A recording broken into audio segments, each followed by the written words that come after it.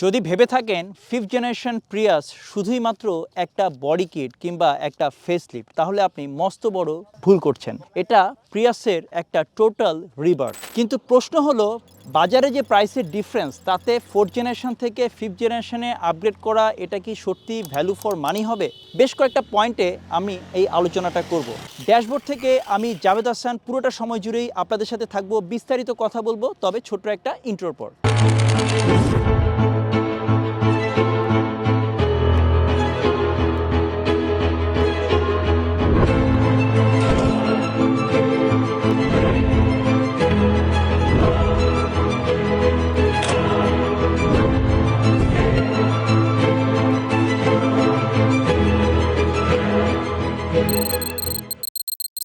Fourth generation এবং fifth generation প্রিয়াসের basic ডিফারেন্সটা আমি একটু বলে দিই। ফোর্থ জেনারেশন প্রিয়াসে দুইটা ট্রিমে সাধারণত গাড়িগুলো হয়, একটা এস টুরিং এবং এ টুরিং। আর ফিফথ জেনারেশন প্রিয়াসে এক্স এবং ইউ প্যাকেজ, আর এদিকে জি এবং জেড প্যাকেজের হয়ে থাকে। সো কথা না বাড়িয়ে চলুন ডিরেক্ট কম্প্যারিজনে চলে যাই। ফোর্থ জেনারেশনের প্রিয়াসের বেসিক প্যাকেজ যেটা এস বা এ, সেখানে টায়ার সাইজটা শুরু হয় 15 সাইজের টায়ার থেকে, যেখানে ইউ প্যাকেজে টায়ারটা শুরুই হয় 17 সাইজ থেকে। ফোর্থ জেনারেশনের প্রিয়াসের সামনের যে হেডলাইট এবং পেছনের যে টেইল লাইট, এই পুরোটাকে টোটাল একটা রিডিজাইন করা হয়েছে ফিফথ জেনারেশনে। যেটা আপনারা দেখতে পান, এটা হচ্ছে হ্যামারহেড এলইডি হেডলাইট এবং পেছনে একটা ফুল টেনে যায়, যেটা লেফট থেকে রাইটে ফুল এরকম একটা টেইল লাইট ফিফথ জেনারেশনে আছে। ফোর্থ জেনারেশন প্রিয়াসের রিকন্ডিশন গাড়িগুলোর বর্তমান বাজারে অ্যাভারেজ প্রাইস শুরু হচ্ছে 30 থেকে 35-36 লাখ টাকা পর্যন্ত, যেখানে ফিফথ জেনারেশনের এক্স বা ইউ প্যাকেজের গাড়িগুলো 36, 37, 38 থেকে শুরু করে 40-42 পর্যন্ত হচ্ছে, আর জেড প্যাকেজের গাড়িগুলো অ্যারাউন্ড 55 লাখসের আশেপাশে প্রাইস হচ্ছে। ফোর্থ এবং ফিফথ জেনারেশন দুটো জেনারেশনে আপনারা চাইলে প্লাগ ইন হাইব্রিড প্রিয়াসও অর্ডার করতে পারবেন। 2026-এর বাজেটে ইলেকট্রিক ভেহিকেল এবং প্লাগ ইন হাইব্রিড ভেহিকেলে গভর্নমেন্ট কিছু ডিউটি বেনিফিটস দিয়েছে, যার কারণে আপনারা এখন এই ফিফথ জেনারেশন প্রিয়াসের প্লাগ ইন হাইব্রিডের যে গাড়িগুলো ছিল, সেগুলো আগের থেকে একটু কম্পারেটিভলি রিজনেবল প্রাইসে পাবেন। এক্স বা ইউ প্যাকেজের ফিফথ জেনারেশন কিংবা এস বা এ এবং এস টুরিং বা এ টুরিংয়ের যে প্যাকেজ ফোর্থ জেনারেশনে,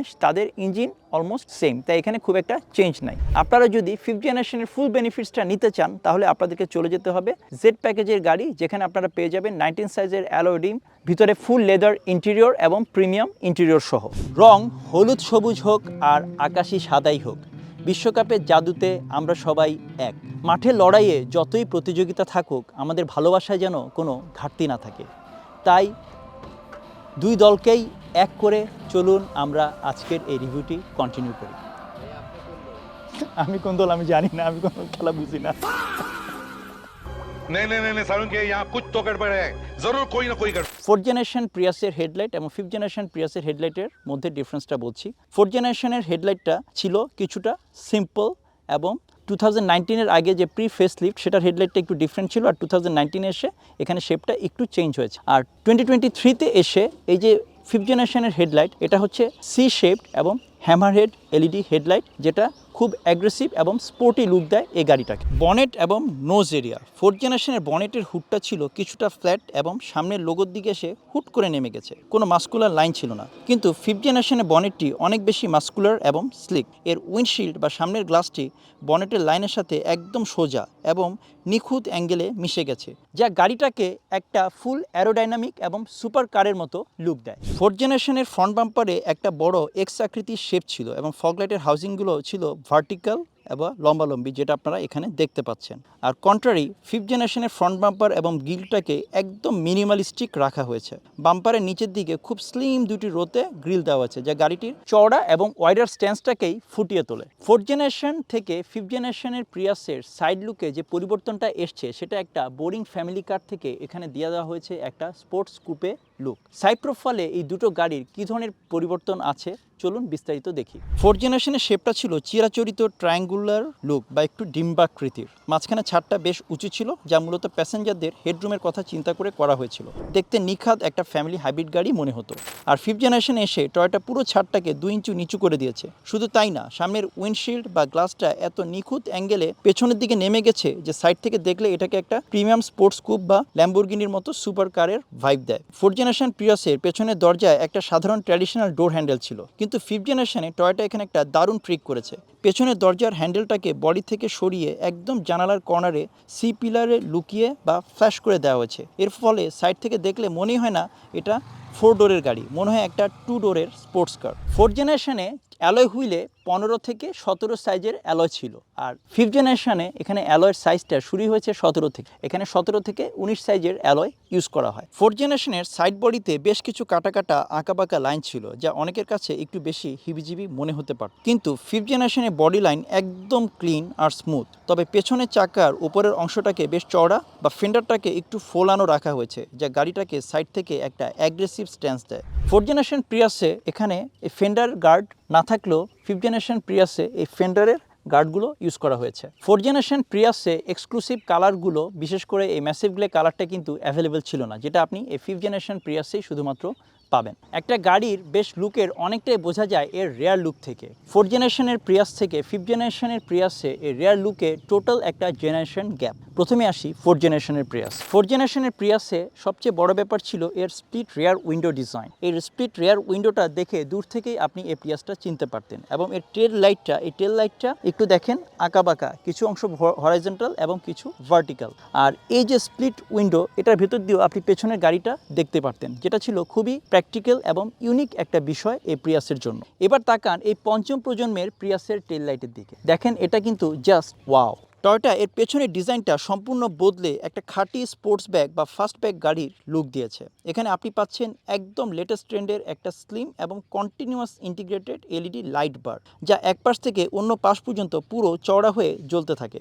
আর মাঝখানে এই বড় অক্ষরে লেখা প্রিয়াস লেখাটা এই গাড়ির মাস্কুলার ভাইবটাকে এবং স্পোর্টস ভাইবটাকে আরও সুন্দর করে ফুটিয়ে তুলেছে। আর 4th জেনারেশন এবং 5th জেনারেশন এই দুটো প্রিয়াসেই পেছনে এই ডিফল্ট পার্কিং সেন্সর এবং অন্যান্য জিনিসগুলো আগের মতোই অলমোস্ট আছে, জাস্ট মূল ডিফারেন্সটা হচ্ছে লুকে। 4th জেনারেশন এবং 5th জেনারেশন প্রিয়াসের আন্ডার দ্য হুডের কি ডিফারেন্স আছে আমি এক নজরে একটু আপনাদেরকে দেখিয়ে দিচ্ছি। 4th জেনারেশনের প্রিয়াসে এখানে 1.8 লিটারের অ্যাটকিনসন সাইকেল 2ZR FXC টাইপের যে ইঞ্জিনটা ইউজ করা হয়েছে, এটারও 5th জেনারেশনও এক্স বা ইউ প্যাকেজে সেম ইঞ্জিনটাই আসলে ইউজ করা হয়েছে। সো এখানে মেজর কোনো ডিফারেন্স নাই। পাওয়ার কন্ট্রোল ইউনিট বা পাওয়ার মডিউল বা ইনভার্টার অ্যাসেম্বলিতে সামান্য কিছু চেঞ্জ আছে, এটা ছাড়াও ব্যাটারিতেও সামান্য কিছু চেঞ্জ আছে। যেখানে 19 থেকে শুরু করে আপকামিং সেই প্রিয়াসগুলো এসেছিল 4th জেনারেশনে, সেগুলো সবগুলোতেই লিথিয়াম আয়ন ব্যাটারি ইউজ করা হলো। 5th জেনারেশনে এসে সেটা আরেকটু হাই পাওয়ার ডেন্সিটির লিথিয়াম ব্যাটারি এখানে ইউজ করা হয়েছে। 5th জেনারেশন প্রিয়াসের যে 2 লিটার ভ্যারিয়েন্টটা হয়, সেটাতে মূলত থার্মাল এফিসিয়েন্সি অনেক বাড়িয়ে দেওয়া হয়েছে,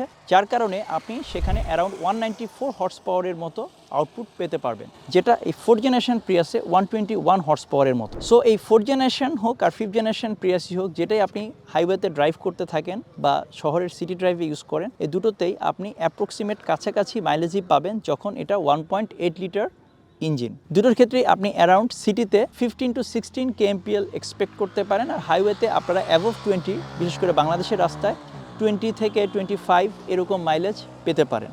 আপনাদের কেউ কেউ আরও বেশি মাইলেজ পান আমরা জানি, বাট সেটা ভিন্ন কথা।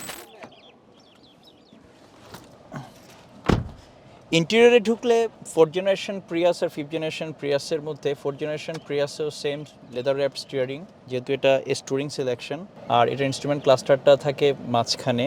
এখানে ইনফোটেইনমেন্ট সিস্টেম, এই পাশে হচ্ছে আমার সেন্টার কনসোল। তো ডিফারেন্সগুলো আসলে ক্লিয়ারলি ভিজিবল।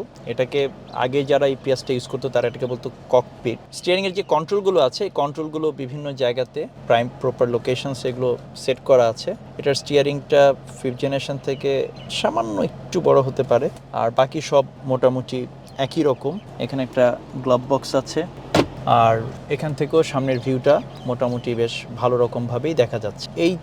এই জেনারেশনের প্রিয়াসে 2021 বা তার পরের অনেকগুলো মডেলে যে ইনফোটেইনমেন্ট সিস্টেমটা থাকে সেটা টয়োটা প্রোভাইডেড হয়। এটাও টয়োটারই, বাট এটা হচ্ছে এগুলো আফটার মার্কেট লাগানো হয়, আর ওটা হচ্ছে ফ্যাক্টরি থেকে ফিটেড হয়। সো আর বাকি সব কিছু মোরলেস সেম, ভিজিবিলিটি একই রকম।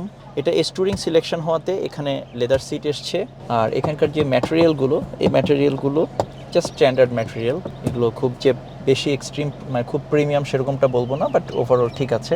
আর গিয়ার নবটা এখানে থাকে, শিফটারটা। এটা যেহেতু টুরিং সিলেকশন, সেখানে সিট হিটারের বাটনটা আছে, সিট কুলার নাই। বাট হিটারের বাটন আছে। এই হচ্ছে মোটামুটি ওভারঅল ইন্টেরিয়র, যেটা আপনারা চোখের সামনেই দেখতে পাচ্ছেন। সো পেছনে বসলে পেছনে সিটিং স্পেসটা ভালো। এখানে স্পেসটা এক্স বা ইউ প্যাকেজের তুলনায় কম্পারেটিভলি একটু বেশি আছে, বাট খুব একটা সমস্যা হয় না আনলেস অ্যান্ড আনটিল আপনি 6 ফিটের উপরে হন। আর উপরে এখানে একটা সিঙ্গেল লাইট আছে, যেটা 5th জেনারেশনে দুটো লাইট থাকে, এটা একটা ডিফারেন্স।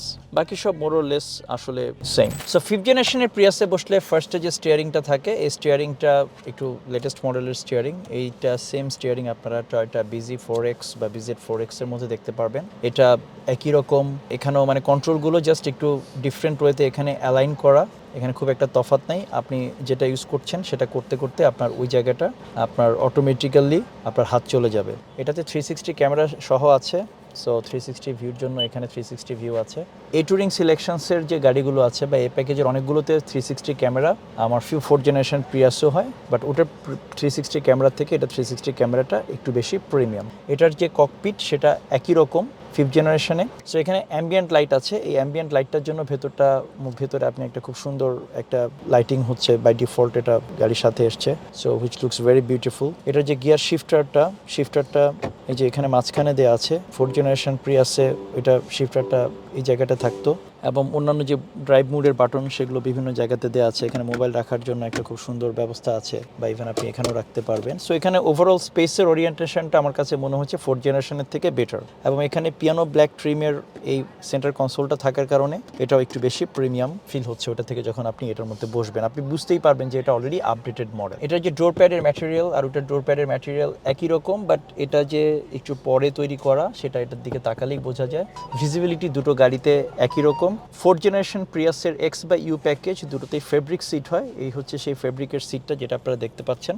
আর এসির যে প্যানেলটা আছে, এসি প্যানেলটা এটা একদম রকার সুইচ। সো খুব সহজে আপনি এটা ফিল করে করে গাড়ি চালানো অবস্থায় যেতে পারবেন। এবং এখানে যে ইউএসবি পোর্টগুলো দেওয়া আছে এগুলো সবই হচ্ছে টাইপ সি পোর্ট। সো আপনাকে type C to type C converter বা টাইপ সি কেবল দিয়ে এখানে করতে হবে। এটা বোঝা যায় যে এটা হচ্ছে আপডেটেড। স্টিয়ারিংয়ের সাথে এখানে এটার যে ডিসপ্লে, ইনস্ট্রুমেন্ট ক্লাস্টারের যে ডিসপ্লেটা এটা একদম সামনে। সো এখানে হেড আপ ডিসপ্লের প্রয়োজন নাই, আপনি সব এখানে ক্লিয়ারলি দেখতে পাবেন, এবং এটা একদম খুব ব্রাইটভাবে আপনার কাছে ভিজিবল হবে। আর বাকি সব কিছু মোরলেস সেম। পুশ বাটনটা এখানে বাম পাশে আছে, সাধারণত ওইটাতে ডান পাশে থাকে। এই হচ্ছে মোটামুটি ওভারঅল ইন্টেরিয়র। এই ছিল ওভারঅল। পেছনে যদি একটু বসে দেখাই, সো পেছনে যেটা বলছিলাম 5th জেনারেশন প্রিয়াস বা 2023 প্রিয়াসে উপরের হেডরুম কম্পারেটিভলি একটু কম আছে ওটার তুলনায়, খুব সামান্য, বাট অত বেশি আমার জন্য কোনো প্রবলেমই হচ্ছে না, কারণ এটার সেন্টার অফ গ্র্যাভিটি নিচের দিকে, এবং সিটিং অ্যারেঞ্জমেন্টটা ওটার থেকে আমার কাছে মনে হয়েছে যে এখানে আপনি মনে হবে যে আরেকটু বেশি নিচুতে বসে আছেন। হয়তো খুব সামান্যই ডিফারেন্স করা হয়েছে, বাট এটা ফিল করা যায়। আর এমনিতে বসে কমফোর্ট একই রকম। প্রিয়াসে আপনারা জানেন প্রিয়াসে কম্পারেটিভলি লেগ রুম অনেক বেশি, ইভেন করলা ক্রসের থেকে বেশি। সেটা 4th 5th জেনারেশন প্রতিটা প্রিয়াসেই একই রকম হয়। টয়োটা প্রিয়াস সবসময় চালাতে ভালো। এটা হচ্ছে 4th জেনারেশন প্রিয়াস আমি ড্রাইভ করছি। অ্যাকচুয়ালি দুটো গাড়িতেই আমরা একই রকমের রেসপন্স পাই। সো এখানে খুব বেশি তফাৎ নাই, যদিও নতুনটাতে আমার কাছে মনে হচ্ছে রেসপন্সটা আরেকটু শার্প। এখন চালাচ্ছি পূর্বাচলের ভেতরে, হাইওয়েতে আসার সময় আমি দুটোই চালিয়েছিলাম, সেখানে যদিও বিরল শটের জন্য নেওয়া হয়েছিল। প্রিয়াসের আগেরটা এবং নতুনটা দুটোই হচ্ছে TNGA প্ল্যাটফর্মের উপর বানানো। সো আসলে নিউ শেপ আর ওল্ড শেপ বা 4th জেনারেশন আর 5th জেনারেশনের যখন ইউ প্যাকেজের মধ্যে আমরা কম্পেয়ার করছি তখন আসলে খুব একটা ড্রাইভিং এক্সপিরিয়েন্সে খুব একটা এদিক ওদিক নাই আসলে। ব্রেকিং বলি বলি সবই ঠিক আছে, বাট নিউ শেপের সাসপেনশনটা আমার কাছে একটু বেশি স্মুথ মনে হয়েছে। আর বাকি সব এগুলো আছে আমাদের প্রিয়াসের অ্যাকচুয়ালি রিভিউ করা আছে, আপনারা সেটা একটু দেখে নিতে পারেন। পেছনে বসলে প্রিয়াসে তো আমরা আগেও বসছি, 4th জেনারেশনের প্রিয়াস আর 5th জেনারেশন প্রিয়াসের মধ্যে আসলে খুব একটা তফাৎ নাই। 4th জেনারেশনে একটা বেনিফিটস হচ্ছে যে এখানে একটা আর্মরেস্ট আছে, যেটা আপনি একটু দিয়ে যখন 4 জন প্যাসেঞ্জার ট্রাভেল করে তখন এটা দিয়ে একটু কমফোর্টেবলি বসতে পারেন। আর উপরে আমার হাইট অনুযায়ী আমি একটু দেখাচ্ছি এখানে কতটুকু স্পেস আছে। আমি 5th জেনারেশনটাতে বসেও এটা আপনাদেরকে দেখিয়ে দিব। সো 5th জেনারেশন প্রিয়াসেরও আমার যে থ্রটল রেসপন্স বা অ্যাক্সেলারেশন এটা 4th জেনারেশনের মতোই, কারণ দুটোতেই আসলে একই ইঞ্জিন ইউজ করা হয়েছে। সো যার কারণে এখানে খুব একটা চেঞ্জ নেই। তবে আমার কাছে 4th জেনারেশন থেকে 5th জেনারেশন বা 2023 প্রিয়াসের পেনশনটা একটু স্মুথ মনে হয়েছে, খুব সামান্য। রেসপন্সও দুটোতে অলমোস্ট একই রকম, তাই এখানে খুব একটা চেঞ্জ নাই। এটার ফ্রন্টটা আরেকটু বেশি স্ল্যান্টেড, সামনে যে ফ্রন্ট যে উইন্ডশিল্ডটা আছে এটা বিয়ের থেকে এটা একটু বেশি স্ল্যান্টেড মনে হচ্ছে।